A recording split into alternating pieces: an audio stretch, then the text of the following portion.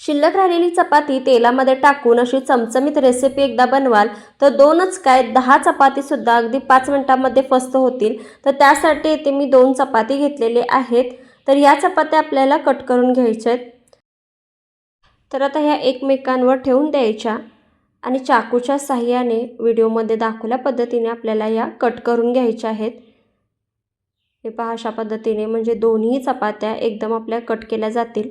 तर अशा अगदी तुम्ही 10 जरी चपात्या ठेवल्यात तरीसुद्धा अशा पद्धतीने या कट करून घेऊ शकता। तर इथे मी 1 चमचा गव्हाचं पीठ आणि हलकसं पाणी घालून याची पेस्ट तयार करून घेतलेली आहे।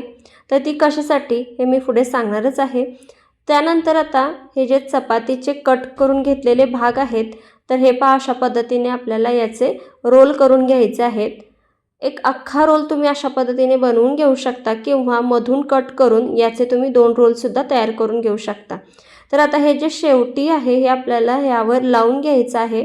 तर त्यासाठी ही गव्हाच्या पिठाची स्लरी बनवायची आणि यावर अशा पद्धतीने लावून जो शेवटचा भाग आहे तो आपल्याला चिटकवून घ्यायचा आहे। तर हे पहा अशा पद्धतीने हे मी रोल तयार करून घेतलेले आहेत।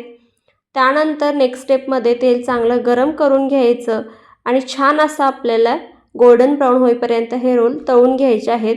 जास्त वेळ लागत नाही, एक 2 ते 3 मिनिटांमध्ये छान कुरकुरीत असे हे आपले रोल तयार होतात।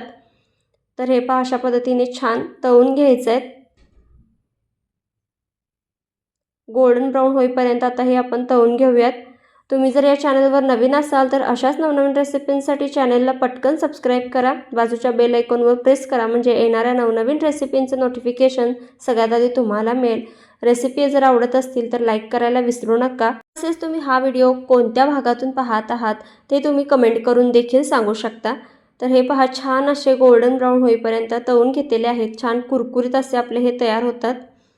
तर हे पहा अशा पद्धतीने आता आपण बाकीचे रोलसुद्धा तळून घेणार आहोत। किती सुंदर दिसतात।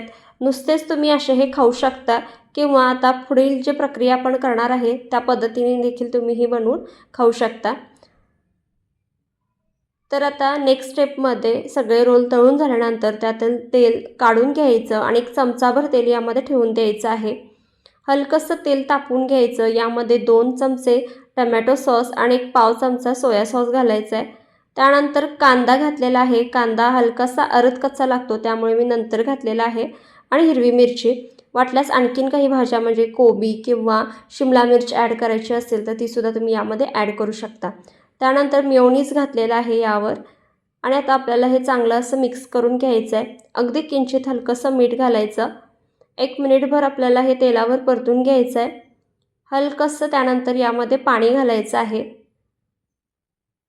आणि आता हे चांगलं मिक्स करून घ्यायचं आहे। एक 30 सेकंद आपण असंच शिजवून घेऊयात।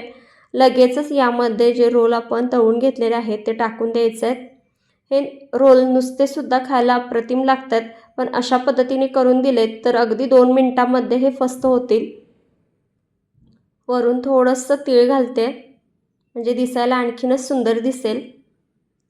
तर हे पहा मस्त आपले हे चटपटीत असे कुरकुरीत चपातीचे रोल तयार झालेले आहेत। याला तुम्ही मंचुरियनसुद्धा म्हणू शकता किंवा चिली फ्रायसुद्धा म्हणू शकता। वरून थोडीशी बारीक चिरलेली कोथिंबीर घालायची। दिसायला जितकी अप्रतिम दिसते ना, चवीला त्याहूनही चविष्ट लागते। नक्की ट्राय करून पहा। रेसिपी कशी वाटली कमेंट करून नक्की सांगा। जितक्या जास्त जमेल तितक्या जास्त नातेवाईकांना फ्रेंड्सना व्हिडिओ आवर्जून शेअर करा। जाता जाता रेसिपीला लाईक आणि चॅनलला सबस्क्राईब करायला विसरू नका।